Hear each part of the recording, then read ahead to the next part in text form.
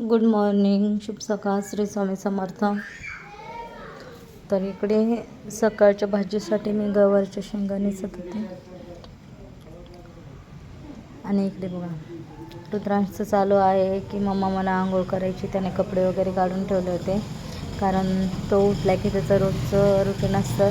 Brush वगैरे करतो, लगेच आंघोळ वगैरे करून घेतो तो.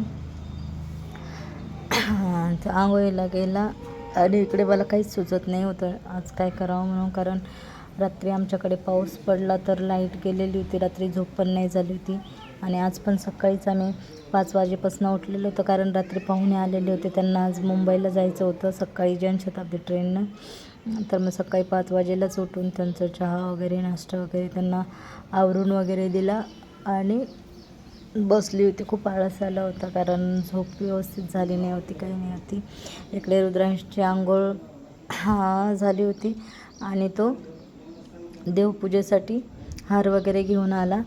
मग त्याने इकडे साईबाबाला हार वगैरे घातला. इकडे फोटोला फूल वगैरे अर्पण केले आणि त्याची देवपूजा चालू होती.